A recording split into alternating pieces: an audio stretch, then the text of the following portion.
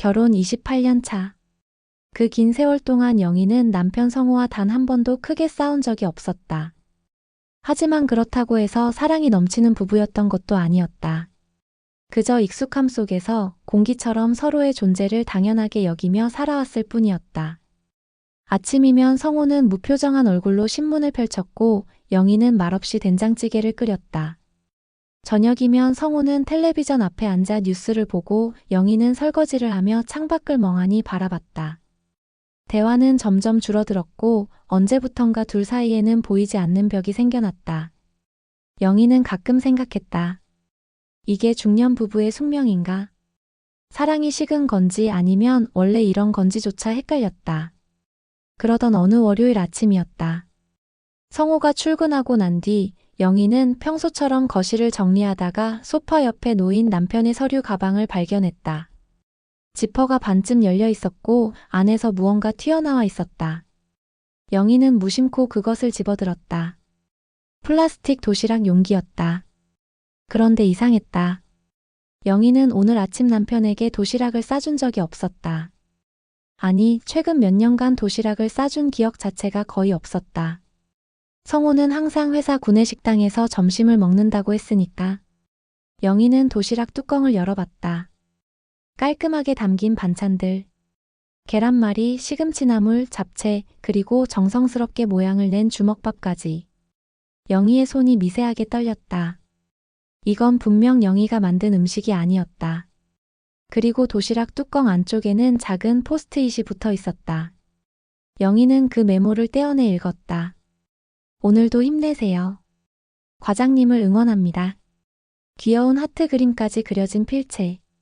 분명히 여자의 글씨였다. 영희의 심장이 쿵하고 내려앉았다. 머릿속이 하얘졌다가 이내 온갖 생각들이 폭풍처럼 몰려왔다. 설마 그럴 리가. 하지만 이 도시락은 뭐지? 이 메모는 또 뭐지? 과장님을 응원한다고? 성우는 이미 부장인데 왜 과장이라고 부르는 거지? 아니면 옛날 호칭을 그대로 쓰는 오래된 사이라는 뜻인가?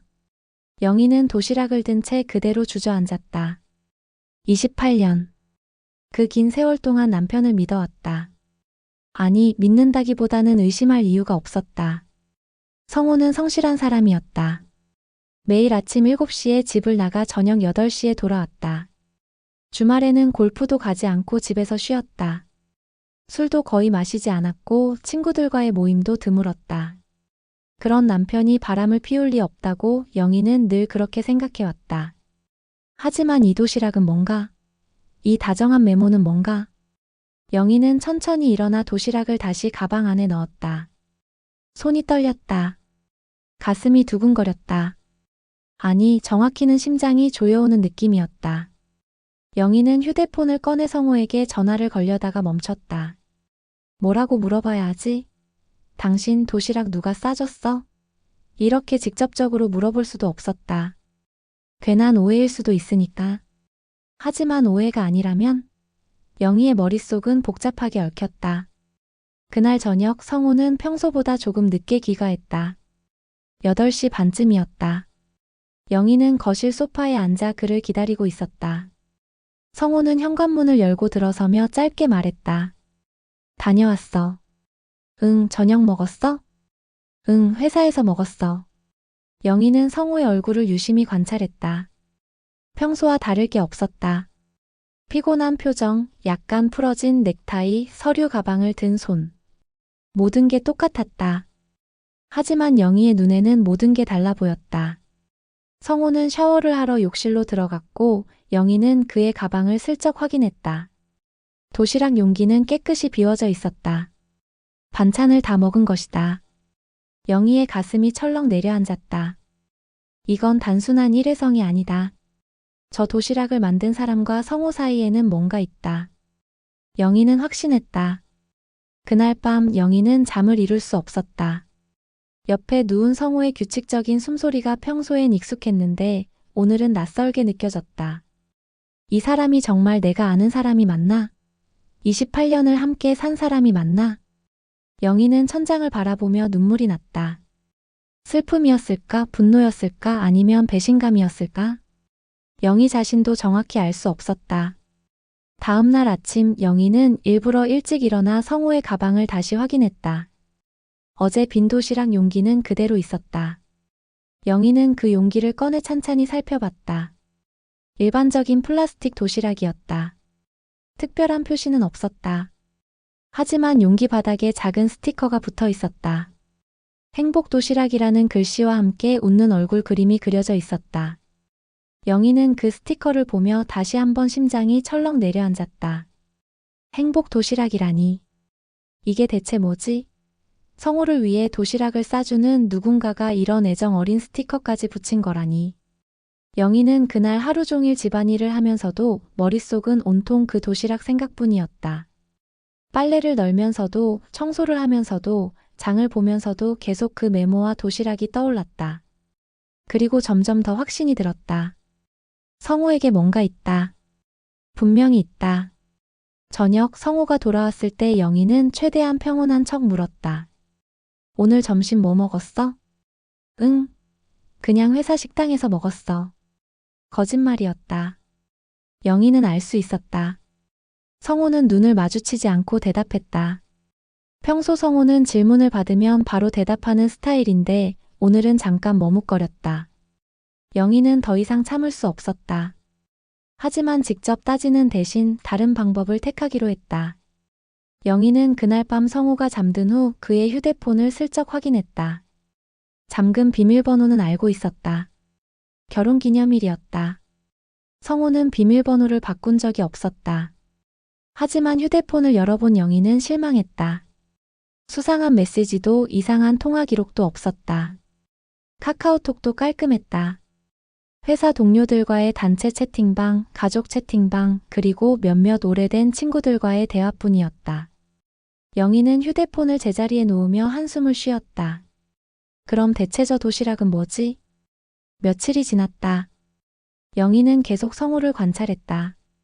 성호의 귀가 시간이 점점 늦어지고 있었다. 9시, 10시. 어떤 날은 11시가 넘어서 들어오기도 했다. 야근이 많다고 했다. 하지만 영희는 믿을 수 없었다. 성호는 샤워 시간도 길어졌다. 예전엔 10분이면 끝났는데 요즘은 20분, 30분씩 욕실에 있었다. 그리고 결정적으로 일주일 후 또다시 그 도시락이 나타났다. 이번에도 깔끔하게 담긴 반찬들과 함께 메모가 붙어 있었다. 주말 잘 보내세요. 항상 건강하시길 바랍니다. 영희는 그 메모를 보며 눈물이 났다. 이건 단순한 직장 동료가 아니다. 이렇게 다정한 메시지를, 이렇게 정성스러운 도시락을 싸줄 사람은 특별한 관계가 아니고서는 있을 수 없다. 영희는 확신했다. 남편에게 여자가 있다. 영희는 그날 결심했다. 직접 확인하기로. 더 이상 이렇게 혼자 끙끙거리며 괴로워할 수 없었다. 영희는 다음날 아침 성호가 출근한 후 그를 미행하기로 마음먹었다. 월요일 아침 영희는 평소보다 일찍 준비를 마쳤다. 모자를 쓰고 선글라스를 끼고 편한 운동화를 신었다. 성호가 현관문을 나서자 영희도 조용히 뒤따라 나갔다. 다행히 아파트 단지가 커서 성호는 영희를 눈치채지 못했다. 영희는 멀찍이 떨어져서 성호를 따라갔다. 성호는 지하철역으로 향했다. 영희도 같은 전철에 올라탔다. 다른 칸이었지만 영희는 성호가 내리는 역을 확인할 수 있었다. 여의도역. 성호의 회사가 있는 곳이었다. 성호는 역에서 내려 회사 건물로 걸어갔다. 영희도 조심스럽게 뒤를 따랐다. 그리고 점심시간. 영희는 회사 건물 근처 카페에 앉아 창밖을 바라보며 기다렸다. 12시가 되자 직장인들이 우르르 쏟아져 나왔다. 영희는 눈을 크게 뜨고 성호를 찾았다. 그리고 마침내 그를 발견했다. 성호는 혼자 걷고 있었다. 회사 뒷길로 향하는 것 같았다. 영희는 재빨리 카페를 나와 성호를 따라갔다. 성호는 한적한 공원 벤치에 앉았다. 그리고 가방에서 도시락을 꺼냈다. 영희의 심장이 쿵쾅거렸다. 저 도시락. 또 저 도시락이다. 성호는 도시락 뚜껑을 열고 반찬을 하나씩 먹기 시작했다. 표정은 복잡해 보였다. 기쁜 것도 슬픈 것도 아닌 뭔가 곤혹스러운 표정이었다. 그때였다. 한 여성이 성호에게 다가왔다. 영희는 숨을 죽였다. 드디어 나타났다. 저 여자다. 영희는 가슴이 터질 것만 같았다. 하지만 그 여성은 젊지 않았다. 50대 중반쯤으로 보였다. 단정한 옷차림에 약간 수척한 얼굴. 그 여성은 성호에게 깊게 고개를 숙여 인사했다. 성호는 당황한 듯 일어나 인사를 받았다. 두 사람은 잠깐 이야기를 나눴다. 영희는 거리가 멀어 대화 내용은 들을 수 없었다. 하지만 분위기는 이상했다. 연인 같지 않았다. 그 여성은 계속 고개를 숙이고 성호는 손사래를 치며 뭔가를 설명하는 것 같았다. 그리고 그 여성은 다시 한번 깊게 인사하고 돌아섰다. 영희는 재빨리 결정했다. 성호가 아니라 저 여성을 따라가야 한다. 진실을 알려면 저 여성에게 물어봐야 한다. 영희는 조심스럽게 그 여성의 뒤를 따라갔다. 여성은 공원을 나와 주택가 쪽으로 걸어갔다. 그리고 작은 분식집 앞에 멈춰섰다. 가게 이름은 행복분식이었다. 영희는 그 순간 깨달았다. 도시락 용기에 붙어있던 스티커. 행복도시락. 이 가게와 관련이 있는 거였다. 여성은 가게 안으로 들어갔고 영희도 용기를 내어 뒤따라 들어갔다. 작은 가게였다. 테이블 4개가 전부였다. 여성은 카운터 안으로 들어가 앞치마를 두르기 시작했다. 이 가게 주인인 것 같았다. 영희는 테이블에 앉아 메뉴판을 보는 척하다가 조심스럽게 말을 꺼냈다. 저기요, 사장님. 여성이 고개를 들었다. 네, 손님. 뭘 드릴까요? 저 혹시 도시락도 파세요? 여성의 표정이 밝아졌다. 아, 네. 도시락 배달도 하고 포장도 해드려요. 필요하세요? 아니, 그게 아니라. 영희는 잠깐 망설였다. 어떻게 물어봐야 하지? 하지만 더 이상 참을 수 없었다. 혹시 성호라는 분 아세요? 여성의 얼굴이 순간 굳었다. 그리고 놀란 표정으로 영희를 바라봤다. 어떻게 성호 부장님을 아세요? 저는 그 사람 아내예요. 순간 가게 안이 조용해졌다. 여성은 놀란 표정으로 영희를 바라보다가 천천히 카운터 밖으로 나와 영희 앞 의자에 앉았다. 사모님이시군요. 정말 죄송합니다. 저는 그냥 감사의 표시로 도시락을 드렸을 뿐인데 혹시 오해가 있으셨을까봐. 오해요? 무슨 오해요? 당신이 우리 남편한테 도시락을 싸주고 다정한 메모까지 써주면서 무슨 오해가 없겠어요? 영희의 목소리가 떨렸다. 여성은 당황한 표정으로 손을 저었다. 아니에요, 사모님. 정말 오해세요. 저는 사모님께 감사드리고 싶었어요. 저요? 왜 저한테 감사해요? 우리 처음 보는 사이잖아요. 여성은 잠시 망설이다가 천천히 말을 이어갔다. 사모님, 혹시 몇 달 전에 희망장학재단에 기부하신 적 있으세요? 영희는 순간 멈췄다. 희망장학재단. 그건 영희가 몇 달 전 우연히 알게 된 작은 재단이었다. 어려운 환경에 있는 중년 여성들에게 교육 기회를 제공하는 곳이었다. 영희는 오랫동안 모아둔 적금을 해지해서 그곳에 500만 원을 기부했었다. 하지만 그건 익명으로 한 일이었다. 남편에게도 말하지 않았다. 어떻게 그걸 아세요? 여성은 조심스럽게 말했다. 저도 그 재단의 도움을 받았어요. 작년에 남편을 잃고 혼자 아이 둘을 키우면서 정말 힘들었거든요. 그때 그 재단에서 장학금을 받아서 제과제빵 자격증을 땄어요. 그리고 이 작은 가게를 열 수 있었고요. 영희는 말없이 여성을 바라봤다. 여성의 눈에는 눈물이 고여 있었다.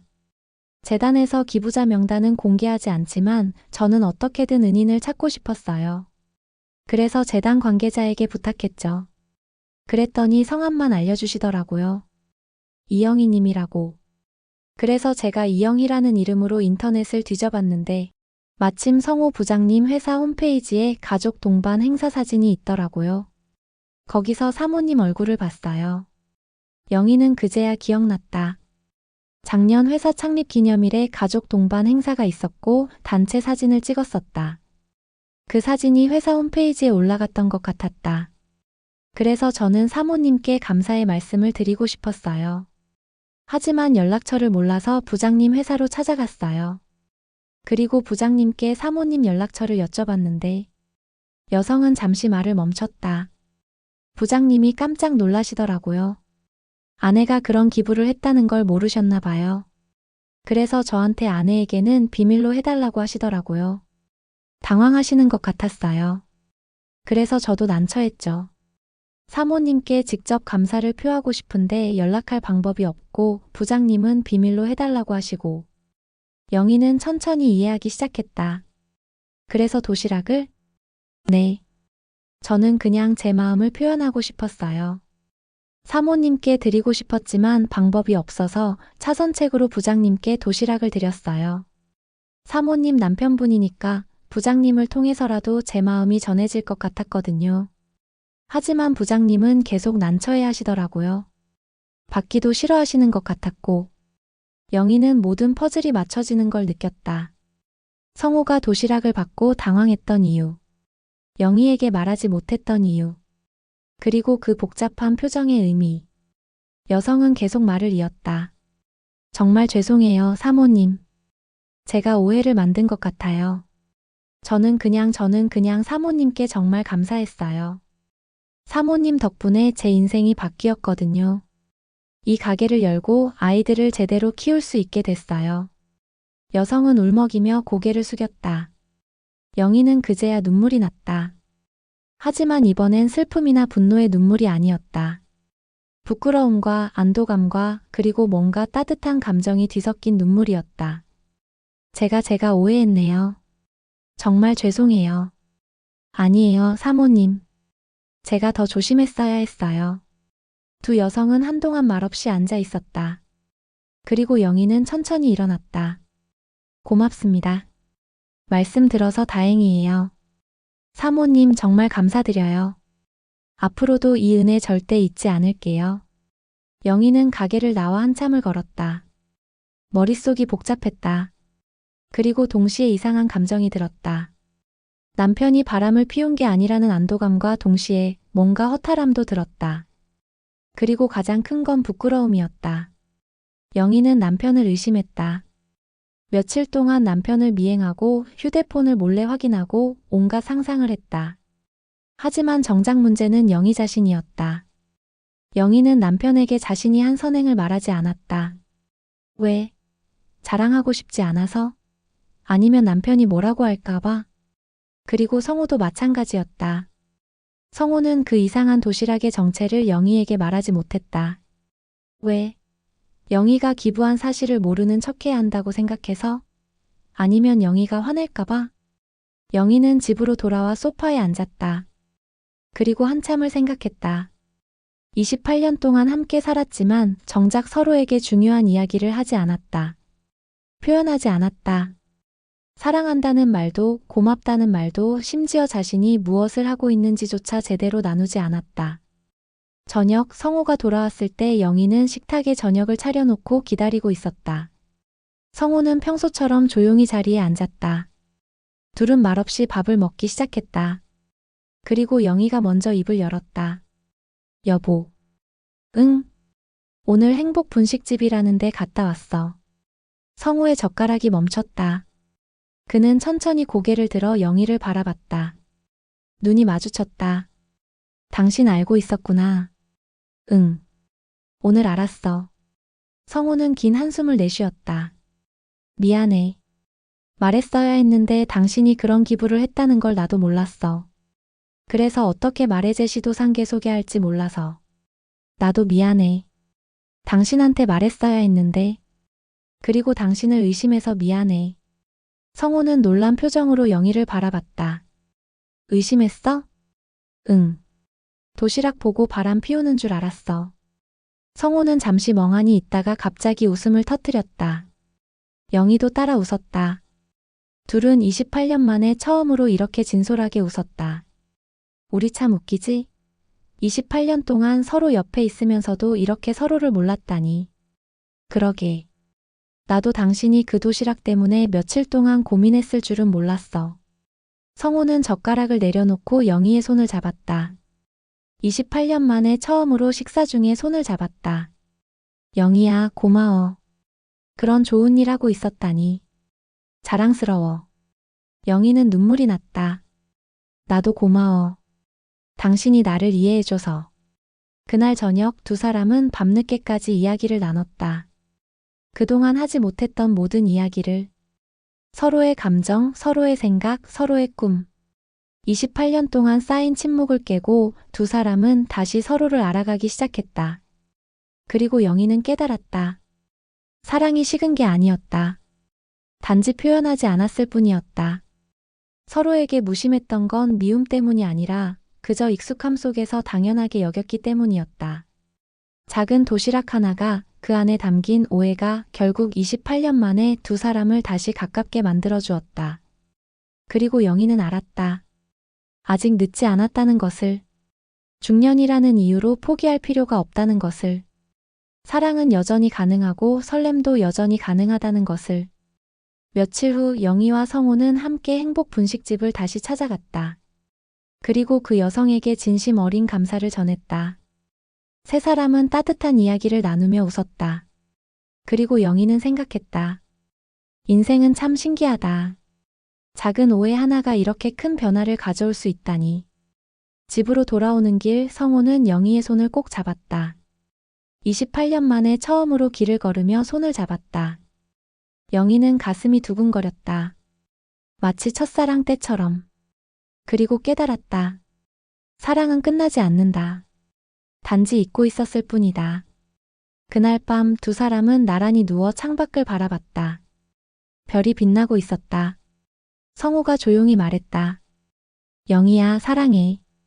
28년 만에 처음 듣는 말이었다. 영희는 눈물을 흘리며 대답했다. 나도 사랑해, 여보. 그리고 두 사람은 손을 꼭 잡은 채 잠이 들었다. 28년 만에 처음으로 행복한 미소를 지으며.